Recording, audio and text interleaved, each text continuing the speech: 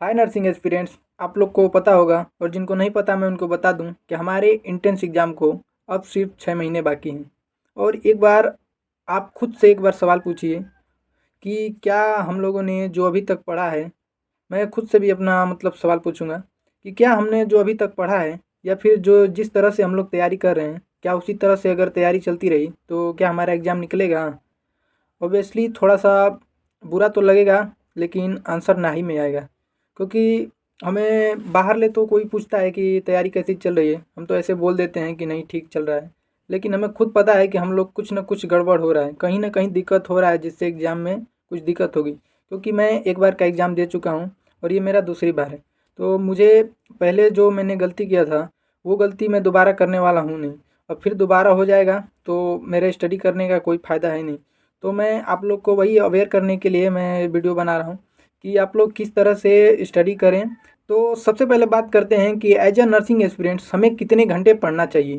तो ये डिपेंड नहीं करता है कि आप कितने घंटे पढ़ेंगे तो आपको सक्सेस मिलेगी। डिपेंड इस पे करता है कि आप किस तरीके से पढ़ते हैं और क्या स्ट्रेटजी लगाते हैं, इस पे डिपेंड करता है। तो हमारा शुरू से ही ऐसा रहता है कि हम दूसरों का कॉपी करना चाहते हैं। जैसे आप लोग भी सोच रहे होंगे कि अमन तुम कितने घंटे पढ़ते होगे, तो उसी हिसाब से हम लोग भी पढ़ेंगे। बट ऐसा नहीं करना चाहिए।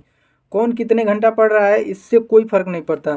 आपको बस सिर्फ इस पे फोकस करना है कि हमारा जो मतलब एक दिन का जितना टारगेट है उसको मैं कितना जल्दी कंप्लीट कर सकता हूँ, कितना जल्दी रिवीजन कर सकता हूँ और कितना जल्दी एमसीक्यू कर सकता हूँ।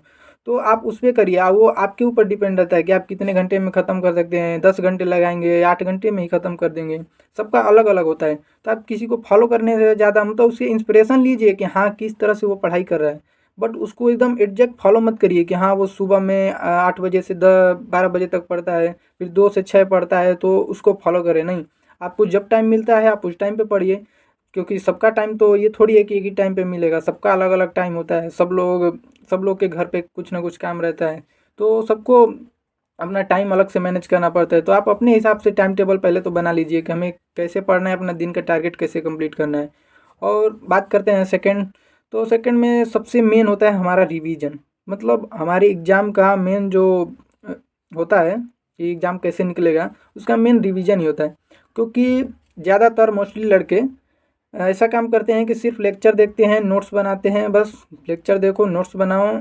और ये सब मैं भी पहले कर चुका हूँ। मतलब पिछले साल जब मैं तैयारी कर रहा था तो मैं भी सिर्फ पढ़ाई करता था। मतलब जाओ लाइब्रेरी जाओ, लेक्चर अटेंड करो, नोट्स बनाओ, बस घर आओ। और उसके बाद फिर लेक्चर देखो, नोट्स बनाओ, फिर घर आओ। मतलब रोज़ का यही था, रिवीजन करना ही नहीं था, ना ही एमसीक्यू करना था। और इसी गलती की वजह से हमारा एग्ज़ाम नहीं निकला। और ये गलती मैं फिर दोबारा नहीं करने वाला हूँ, तो इसलिए मैं आपको अवेयर कर रहा हूँ। तो सबसे पहले मैं बता दूँ कि आप लोगों को करना कैसे है। आप लोग भले ही 2 चैप्टर एक दिन में ना कंप्लीट करें। मतलब मैं बात कर रहा हूँ उन लोगों की जिनका बैकलॉग लगा है। और जिनका बैकलॉग नहीं लगा है उनका तो आराम से रिवीजन और एमसीक्यू दोनों हो जाएगा। बट प्रॉब्लम ये होती है कि ज़्यादातर लड़कों का बैकलॉग लगा है, मेरा भी खुद का लगा है। तो मैं एज अब पहले जैसे नहीं कर रहा हूँ कि मतलब कि जाओ बैकलॉग सिर्फ कंप्लीट करो। नहीं, मैं एक दिन में एक ही चैप्टर देखता हूँ, उसका रिवीजन भी करता हूँ, उसका एमसीक्यू प्रैक्टिस भी करता हूँ। अब चाहे उसके लिए मुझे मतलब पाँच पाँच ही लेक्चर देखने पड़े या कम ही पढ़ाई करना पड़े, उससे कोई मतलब नहीं है। तो मैं वीडियो को ज़्यादा लंबा करूँगा नहीं। मेरे कहने का सिर्फ एक ही मतलब है कि आप लोग रोज़ पढ़िए, एक टारगेट बनाइए कि मुझे आज कितना पढ़ना है। और जितना पढ़ना है उसमें का रिवीजन, मतलब आज मान लीजिए कि एक चैप्टर आपने ख़त्म किया, जैसे कि ह्यूमन रिप्रोडक्शन आपने आज ख़त्म कर लिया बायोलॉजी का। तो उसके बाद आप अब उसका ये मत करिए कि सिर्फ आप उसको लेक्चर ख़त्म करके उसके बाद अब पढ़ाई कुछ नहीं। नहीं, लेक्चर भी ख़त्म करना है, साथ में रिवीजन भी करना है और एमसीक्यू भी उसी दिन करना है। और उसके बाद एक और स्ट्रेटजी है कि आप 6 दिन सिर्फ कंप्लीट कीजिए। संडे के दिन जितना भी चैप्टर आप पढ़े हैं उसका शॉर्ट नोट्स बनाइए। और उस सभी चैप्टर से आप एक 120 100 नंबर का या 120 नंबर का आप मॉक टेस्ट दीजिए उसी चैप्टर से। मतलब उसी चैप्टर में से क्वेश्चन लेके 100 या 120 ऐसे करके उसका आप क्वेश्चन प्रैक्टिस कीजिए। मतलब एक दिन संडे के दिन, उस दिन पढ़ाई कुछ मत करिए। ऐसे आपको पढ़ाई में आगे करने का मन भी करेगा। अब आप लोग सोच रहे होंगे कि मैं कितने घंटे पढ़ता हूँ, तो मैं लगभग इस टाइम पे 6 से 7 घंटे मेरा हो ही जाता है पूरे दिन भर का लेके। 8 घंटे भी हो जाते हैं। तो इतना ज़्यादा मतलब मेरे लिए इतना इनफ है नहीं, क्योंकि इस समय बैकलॉग लगा है। मैं तो सोच रहा हूँ कि और भी ज़्यादा पढूं। तो जितना टाइम मिलता है उतना मैं स्टडी करता हूँ। और एक लास्ट बात बोलूँगा कि आप स्टडी करिए तो दिखावा मत करिए। क्योंकि आप खुद के लिए पढ़ रहे हैं और खुद के लिए पढ़ना है तो खुद को दिखाइए, दूसरों को नहीं। तो आज के लिए बस इतना ही।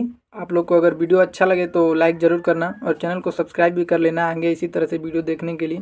सो अभी के लिए बाय।